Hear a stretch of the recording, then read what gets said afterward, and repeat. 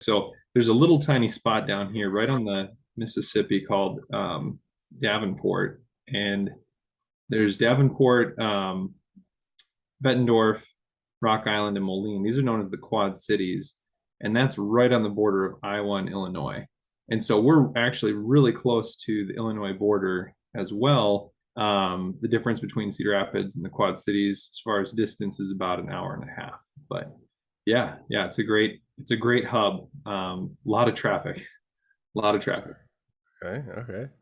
Probably Awesome. not as much as you get over there, but Yeah, no, no, no. I who know. It's all relative though, you know. Certain things.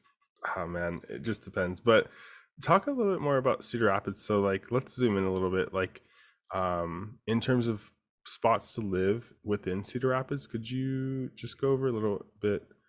yeah, So like, if I'm like thinking about moving to Cedar Rapids, like where are, I guess maybe certain different districts or different, if you could kind of just describe some of the different areas. yeah, absolutely. So Cedar Rapids, people who live here generally use that as like a loose term because it actually encompasses a little bit more than that.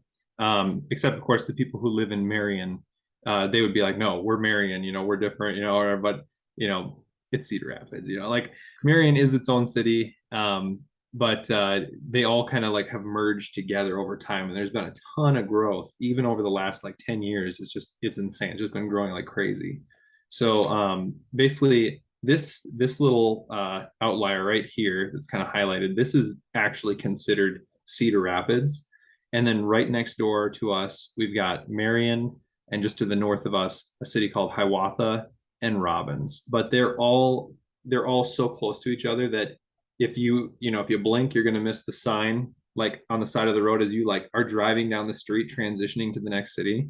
Got So I it. mean, they're all like right next to each other. Yeah. But yeah, so this is kind of like the greater Cedar Rapids area. And then around Cedar Rapids, there's a bunch of these like smaller rural towns that are still really close. Usually most of these are like somewhere between like 15-20 minutes, depending on where you live in town. So you've got like Palo, Alburnett, Springville, Bertram, Ely, Swisher, and Fairfax. Those are probably like the main ones that I visit on a regular basis as a real estate agent in terms of going out there, meeting with buyers, meeting with sellers. But yeah, I'd say me personally, I grew up in a small town and I Mhm. prefer like the big city, which is hilarious because Cedar Rapids is basically a big small town. But yeah, so Big small town. I like a, that. a big small town, man. That's most like cities in the Midwest. They're like a big small town. Cool. So if we zoom in a little bit more here, Here, let me zoom in oh, for you. you're good. I think I can grab it too. Okay, there we go. Perfect. So it's super confusing. When I first moved here, my wife's from here originally, but when I first moved here, I was like, okay, you've got all these like sections. You've got northwest, northeast, southwest, southeast, but it's not the usual directional scope that you'd expect. You'd think, right, if you're thinking like northwest, you'd think, oh, that's this pocket up here, right? Hmm. And northeast would be over here. And then you've got southwest, right, and southeast. Well, not really. It's confusing because it goes based on the river. So imagine Oh. if Sam's Club up here is north, right? Uh-huh. And and down here, Kirkwood Community College is south. um, Imagine that we just rotate that map. Uh, if we rotate it clockwise, Okay. that kind of is how the directional format set up. So in that case, so this is actually considered the northwest side, and this is considered the northeast side. It's in relation to the river. So the Cedar River that goes through Cedar Oh, Rapids, okay. it's all in relation to the river. So Got yeah, it. so those are kind of how it's broken up into quadrants. You've got the northwest, northeast, the southeast, and the southwest.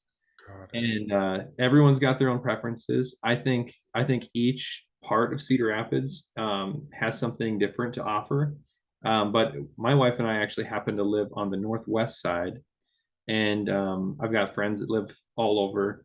But it's super nice because if you notice, like most cities, right, you've got main like bloodlines, right, that are like going through. Like the Yeah. lifeblood of the Like the geography really defines kind of like geography really makes or breaks a city, or it really or I should say defines an area so much, just like how you're describing the river, and how absolutely. it's like even just the directions and how you see things. So that's excellent. That's so cool. Yeah, no, it's cool.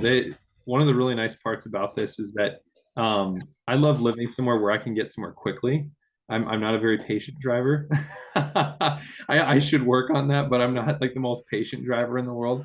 So I like being able to get to where I'm going quickly. Yeah. And that's what's nice about Cedar Rapids, I'd say, is that you've got a bunch of ways to get to where you're going quickly if you don't want to take, a back road. So the main one going through, cutting right down the center of Cedar Rapids is that's Interstate 380. So if we follow that, that would take us all the way. That would take us due north as if we're heading up towards Minnesota, right? And then if we go south, that's actually going to take us down to Iowa City, which is again, depending on where you live in Cedar Rapids, it's usually about a short 30-minute or more roughly drive from Cedar Rapids. So it's pretty quick to get there as well. And then you've got this road up top here running east and west. This is a highway 100, and they actually finished that a handful of years ago. Before it used to stop short, like right around here, but they actually connected it and opened it up. So now you can actually go all the way around Cedar Rapids, and that'll actually tie into Highway 30, Nice. which will take you out further east as well. So I take this road all the time. It's so nice if you're trying to get somewhere quickly. You take 380 to Highway 100, and bam, you can get to where you're going pretty quick. So that's Nice. super nice. Yeah. Let's go for infrastructure. Yeah. Excellent. Excellent. Not sure if that's exactly what you were looking for, but there you have it. No, that's fantastic. That is because it gives me a lay of the land, so to speak. For I'm curious about like around the river. Are houses like on the river, or are they like just a ways from the river? Yeah, it's a Um, great question. So back in 2008, we had a really bad flood that actually took up a lot of the housing next to the river. And even a fair chunk of the downtown had received quite a bit of damage as well. I think Cedar Rapids as a whole has done a great job of like kind of like moving past that, like bringing life back, especially into the downtown areas. I'm going to zoom in here real quick so we can kind of get a closer look. yes, please do. Okay, so couple quick things. So down here, sorry, I'm not sure how fast I'm zooming in here. I'll go a little bit quicker here. There we go. Okay.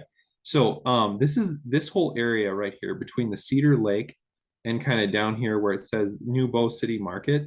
This is kind of like the greater downtown area right in here. If you like what you're hearing so far, check out the full episode right here.